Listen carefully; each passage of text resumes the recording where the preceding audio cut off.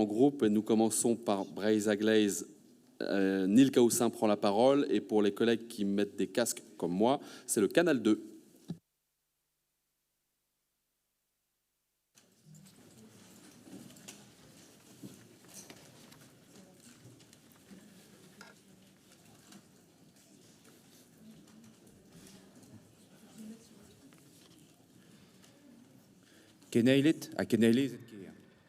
Chers amis,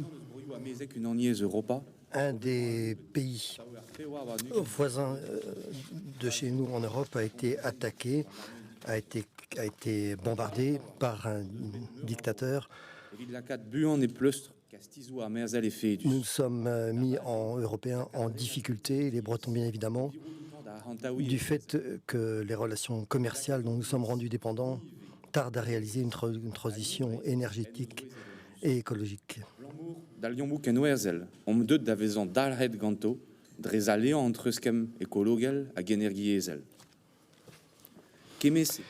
Tout cela nous rappelle la fragilité de notre économie sur le terrain de la production de nourriture et d'énergie en particulier. On n'est pas vraiment souverain quand on doit importer de nombreuses denrées pour le fonctionnement de base de l'économie d'un pays.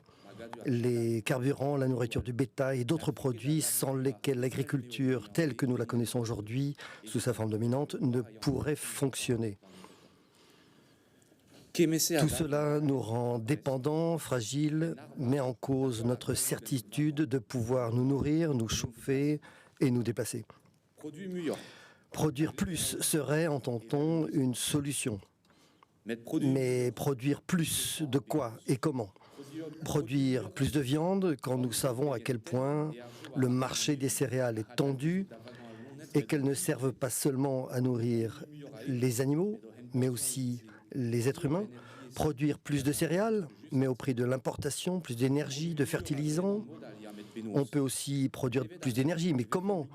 On entend que le nucléaire permettrait de libérer l'Europe de l'influence de la Russie en réduisant des importations de gaz. Mais comment les centrales nucléaires elles-mêmes fonctionneraient sans les combustibles importés?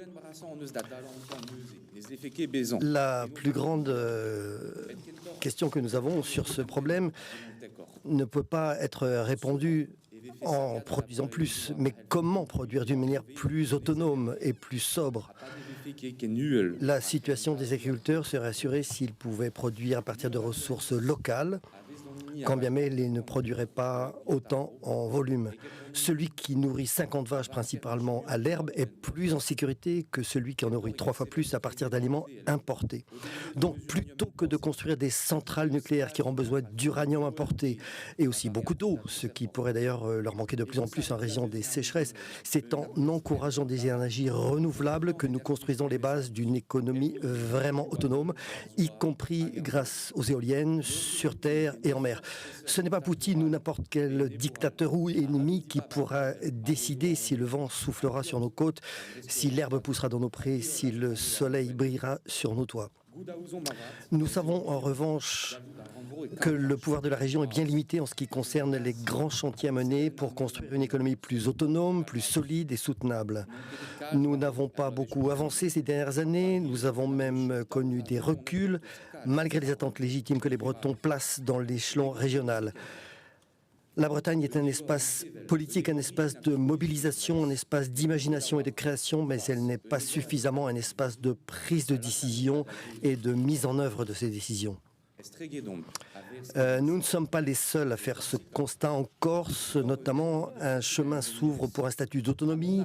Les choses avancent, bien que l'on puisse regretter que le gouvernement ait attendu des événements violents pour répondre à la demande démocratique exprimée depuis bien longtemps par les Corses et exprimée dans les urnes. Si c'est une bonne chose pour nous, nous pourrions donc vous proposer une organisation plus démocratique et plus rationnelle pour la République, assise sur des principes d'autonomie et de responsabilité. Refuser de nous engager sur cette voie de cette fédéralisation signifierait pour nous passer à côté d'un chemin qui pourrait être le seul, le dernier pour revitaliser la démocratie.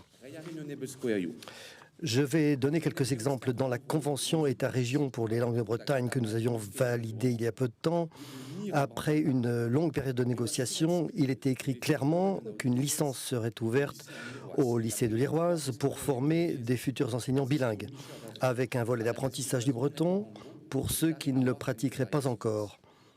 Vous imaginez notre surprise quand nous avons appris qu'aucune assurance n'avait été donnée en ce qui concerne la place de la langue bretonne dans la maquette de cette licence.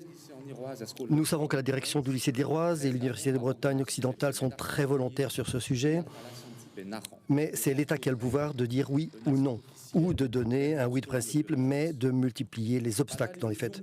Or, au final, ce serait à nous, conseillers régionaux, de rendre des comptes en cas d'échec. Et vous, le premier, Monsieur le Président. Quelle situation absurde, une situation due à notre absence d'autonomie. Un autre exemple. Je vous rappellerai sans doute de mauvais souvenirs en vous rappelant de nouveau le premier confinement qui a touché la Bretagne il y a 2 ans, comme toute la France, alors que la Bretagne ne comptait qu'une poignée de malades et que certains hôpitaux, restés à moitié vides pendant des mois, pour faire place à des malades du Covid, n'existaient pas encore. Et maintenant, alors que nous sommes touchés plus fortement que partout ailleurs par la maladie, cette maladie, elle semble oubliée et les mesures de protection disparaissent. Donc du début à la fin, si vous me permettez d'espérer que nous touchons à la fin, ce qui, hélas, n'est pas sûr, on aura donc pris des décisions qui ne correspondaient pas à la situation de la Bretagne parce que nous n'avions pas notre mot à dire quand les choix arrivaient. Donc si une bonne chose pouvait sortir de ces crises que nous traversons, ce serait donc bien, comme je le disais, une organisation plus démocratique, plus rationnelle de la République, assise sur des principes d'autonomie, de responsabilité. Refuser de nous engager sur cette voie de la fédéralisation signifierait par contre de passer à côté d'un chemin qui pourrait être le seul, le dernier, pour revitaliser la démocratie. Merci.